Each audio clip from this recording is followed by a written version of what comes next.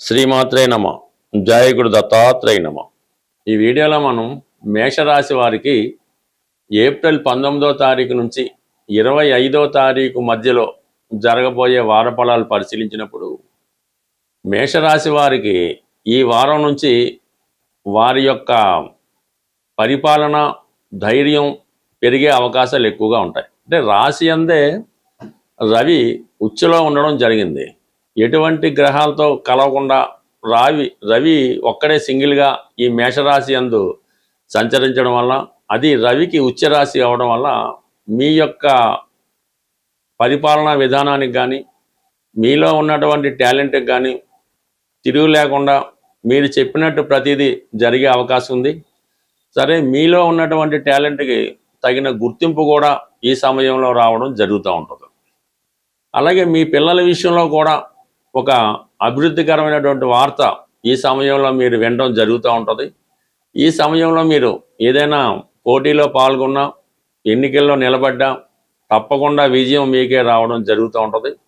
మీరు చేసే ప్రయత్నాల్లో తప్పకుండా విజయం అన్నది ఈ వారం అంతా మీకు చాలా అనుకూలంగా ఉండడం జరిగింది.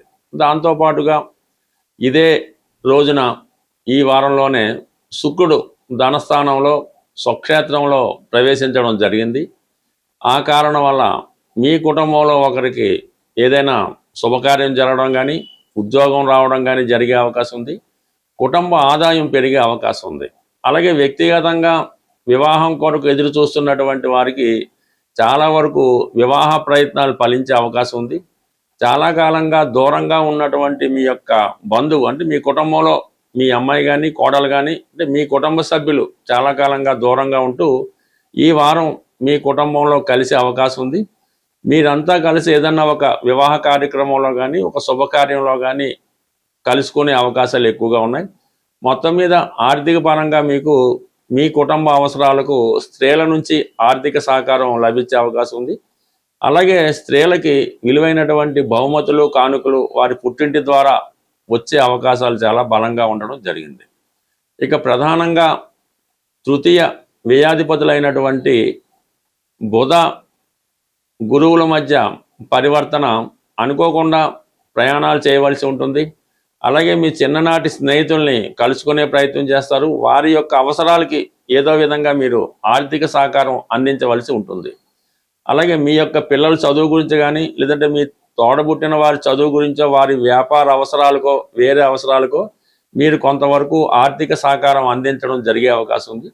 అలాగే కుజుడు వ్యయస్థానంలో సంచరించడం వల్ల భూములు, స్థిరాస్తులు కొనే ఆలోచన ప్రయత్నం చాలా వరకు నెరవేరుతాయి.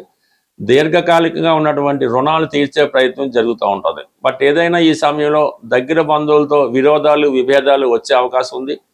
చిన్న విషయానికి ఎక్కువ మనస్పర్ధలతో ఎక్కువ ఇబ్బందులు పడే అవకాశం ఉంది. కాబట్టి సాధ్యమైనంత వరకు బంధువులతో విరోధాలకి దూరంగా ఉండడం మంచిది. ఇక శని భగవానుడు కూడా వ్యయస్థాన సంచారం వల్ల వృత్తిలో మీరు ఎంత కష్టపడినప్పుడు కూడా సరైనటువంటి అభివృద్ధి అన్నది రావడం కష్టమవుతుంటుంది. అలాగే వృత్తి మారాలనే మీ ఆలోచన చాలా వరకు వాయిదా పడుతూ ఉంటుంది. వ్యయస్థానంలో 3 గ్రహాలు సంచరించడం వల్ల ఆదాయం కన్నా చాలా ఎక్కువగా ఖర్చు రావడం జరుగుతూ ఉంటుంది. చేసిన ఖర్చే మళ్ళీ మళ్ళీ చేయవలసి రావడం వల్ల చాలా వరకు అది అసహనంగా ఉండే అవకాశం ఉంది. కొంత ఏదో కారణాల వల్ల అకౌంట్స్లో తేడా వల్ల కానీ, ఏదన్నా ధనం చేజారిపోవడం వల్ల, మోసం వల్ల, లేదంటే అకౌంట్స్లో తేడా వల్ల, లేదంటే ఎవరన్నా మీ ధనాన్ని దుర్వినియోగం చేయడం వల్ల కొంత ధన నష్టం ఈ సమయంలో జరిగే అవకాశం ఉంది. అలాగే కొన్ని విలువైనటువంటి డాక్యుమెంట్లు లాంటివి మిస్ అవ్వడం కూడా జరిగే అవకాశం ఉంది. కాబట్టి వ్యాపార వర్గంలో ఉన్నవాళ్ళు చాలా వరకు ఎప్పటికప్పుడు మీ యొక్క ఆదాయ వ్యయాలు సరిగ్గా లెక్క పెట్టుకోవడం మంచిది. ఈ సమయంలో మీ మీద ఏదన్నా అధికారుల నుంచి ఒత్తిడి రావడం కానీ, ఏదైనా ఇన్కమ్ ట్యాక్స్, ఈడీ లాంటి రైట్స్ కానీ జరిగే సూచనలు ఉన్నాయి. కాబట్టి మీ దగ్గర పనిచేస్తున్న వాళ్ళే మీ మీద వ్యతిరేకంగా ఏదైనా రిపోర్టో, కంప్లైంట్ వచ్చి ఇటువంటి రైట్స్కి వాటికి కారణమయ్యే సూచనలు ఉన్నాయి. కాబట్టి ఏదైనా ఆర్థిక విషయాల్లో చాలా జాగ్రత్తగా వ్యవహరించండి. ఏదైనా మీ దగ్గర పనిచేస్తున్న వారితో కానీ, మీ దగ్గర ఉన్నటువంటి నమ్మకస్తులైనటువంటి మిత్రులు అవ్వచ్చు, అన్నదమ్ములు అవ్వచ్చు, ఉద్యోగస్తులు అవ్వచ్చు, వారితో కొంతవరకు జాగ్రత్తగా మసులుకోవడం మంచిది. ఏదంటే కొంతవరకు అయిన వారి దగ్గర నుంచే ఇబ్బందులు వచ్చే అవకాశం ఉంది. ఈ నెల అంటే ఏప్రిల్ 19వ తారీఖు నుంచి 14వ తారీఖు మే వరకు కూడా ఈ శుక్రగ్రహం స్వక్షేత్రమైనటువంటి వృషభ రాశిలో ఉండడం జరుగుతుంది. అయితే ఇది సహజంగా ఈ వృషభ రాశి అన్నది సహజ రాశి చక్రంలో ధనస్థానం అవుతుంది. ఆ ధనస్థానంలో ధనాధిపతి ఉన్నప్పుడు ఆర్థిక పరంగా ఎవరికైనా సరే, ఏ లగ్నం వారికైనా ఏ రాశి వారికైనా శుక్రుడు స్వక్షేత్రంలో ఉన్నప్పుడు ధన సంపాదన విషయంలో చాలా అనుకూలమైన పరిస్థితులు ఎదురవుతుంటాయి. ఈ సమయంలో మీరు ఈ శుక్రుడికి సంబంధించినటువంటి పరిహారం చేసుకోవడం వల్ల మీ కుటుంబానికి, వ్యక్తిగతంగా మీకు కూడా ధన సంపాదన పెరుగుతూ ఉంటుంది. కుటుంబం కూడా సౌఖ్యంగా ఉండడం జరుగుతూ ఉంటుంది. ఎటువంటి విభేదాలు ఉన్నా కూడా పరిష్కారం అవడం జరుగుతూ ఉంటుంది. దీనికి ప్రధానంగా మీరు ఏం చేయాలంటే,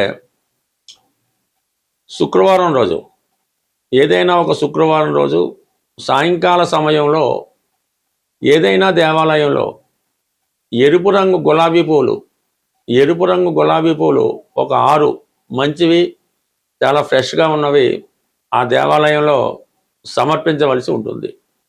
అది వెంకటేశ్వర స్వామి ఆలయం అయినా పర్లేదు, హనుమాన్ టెంపుల్ అయినా పర్లేదు, ఆలయంలో సమర్పించవలసి ఉంటుంది. అదే రోజు అక్కడ ఉన్నటువంటి భక్తులకి జిలేబీ పంచిపెట్టడం వల్ల మీకున్నటువంటి ఆర్థిక పరమైన సమస్య తొలుగుతుంది. వివాహానికి ఏవైనా ఆటంకాలు ఉన్నప్పుడు అవి కూడా తొందరగా తొలగిపోయే అవకాశం ఉంది. అదే ఇదే సమయంలో, అంటే ఈ శుక్రుడు ఈ స్వక్షేత్రంలో ఉండగా మీ కుటుంబంలో ధనం నిలవాలంటే మీరు ఒక చిన్న పరిహారం చేయవలసి ఉంటుంది.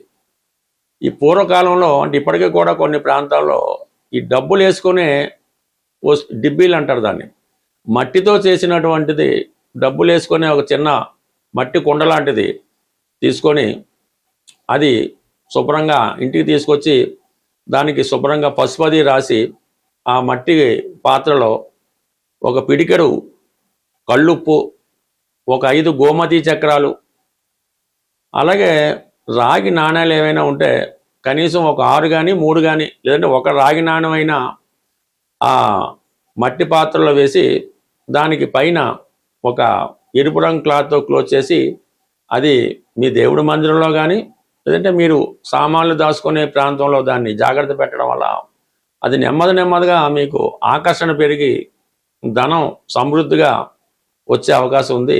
బట్ ఏదైనా ఈ శుక్రగ్రహం బలంగా ఉన్నప్పుడు మీరు ఒక 18 రోజులు కానీ 41 రోజులు కానీ ఒకే సమయంలో పర్టికులర్గా మీకు ఏ టైం కుడితే ఆ టైంలో మరి కనకదార స్తోత్రాన్ని పారాయణ చేయడం వల్ల కానీ, వినడం వల్ల కానీ మీకు ఆర్థిక పరంగా చాలా అనుకూలమైన పరిస్థితులు ఎదురవుతూ ఉంటాయి.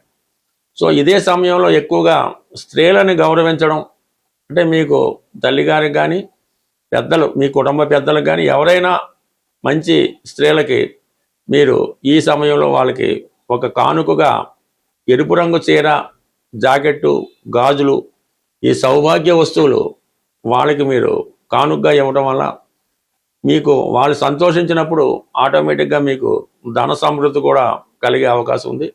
బట్ ఏదైనా ఎవరి జీవితంలో అయినా మీరు ఆనందంగా సంతోషంగా ఉండాలంటే మీ ఆత్మీయులటువంటి స్త్రీలని, మీ ఇంట్లో ఉన్నటువంటి స్త్రీలకి ఎటువంటి ఇబ్బంది రాకుండా, వారికి ఏ లోటు లేకుండా చూసినప్పుడు ఆటోమేటిక్గా మీకు ధన సంపద పెరిగే అవకాశం ఉంటుంది, పెరుగుతుంది కూడా. స్వస్తి.